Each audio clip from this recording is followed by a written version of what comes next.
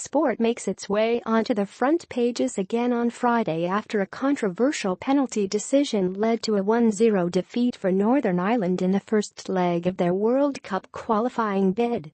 World Cup dream in tatters, reads the Mirror front page. They dared to dream, but a controversial penalty decision last night left the Green and White Army facing a World Cup nightmare, it reports. The Mirror says that Northern Ireland's chances of qualifying for the competition for the first time in 30 years are hanging by a thread. The paper does a good job of depicting the heartbreak felt by fans across pages 2 and 3, where photographs from the fanzones in Windsor Park show shock, tears and despair.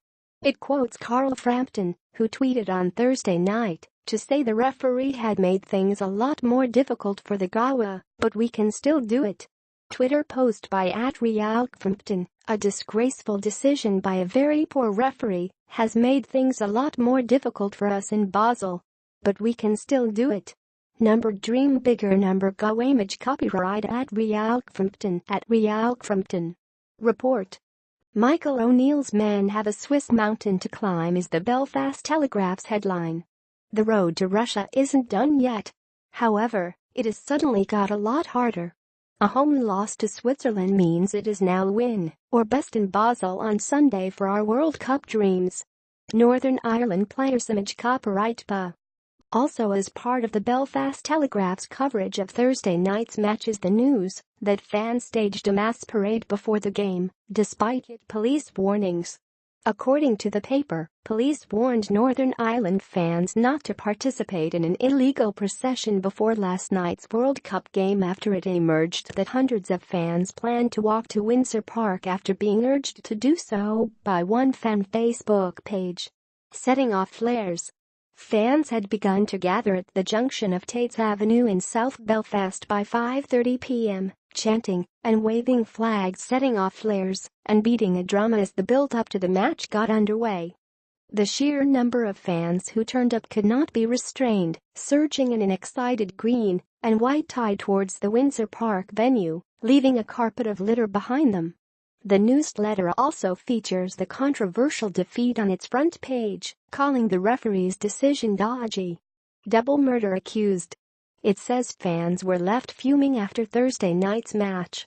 The paper quotes one fan, who tweeted that the refereeing had been an absolute disgrace, but another tweeted that was very harsh on Northern Ireland, but we're not out of it yet. The newsletter also reports that double murder accused Leslie Ross has died suddenly at home. Mr. Ross was charged with murdering two of his former girlfriends, Michelle Biggerstaff and Margaret Weiss. Leslie Ross image copyright Mark Richards. Image caption. The newsletter says that the death was confirmed to them by Mr. Ross's solicitor. Ms. Biggerstaff, 47, was found dead in April 2012. She died in hospital after being found unconscious by her daughter in the house she shared in Dromore with Mr. Ross. Ms. Weiss, 50, was found dead in the town in August 2007. The newsletter says that Mr. Ross's death was confirmed to them by his solicitor. Michelle Biggerstaff image copyright Peacemaker. Image caption. Ms. Biggerstaff, 47, was found dead in April 2012. It says that a spokesperson for the Department of Justice said Mr. Ross had been released on bail in March 2016. Court reporting restrictions mean that it is not yet possible to report how his case proceeded since 2015. The paper quotes Ms. Biggerstaff's daughter, who said, "Finally justice has been served for my mum and many more families. Leslie Ross has died." The Irish News reports that Northern Ireland's biggest Catholic diocese is worth £140 million. Priest image copyright Judy Images. Image caption. Down in Conor consists of 87 parishes across large parts of Antrim and Down. Down in Conor had an income of close to £25 million, with almost half of that coming from Sunday offertory donations, according to the paper. Down in Conor consists of 87 parishes across large parts of Antrim and Down.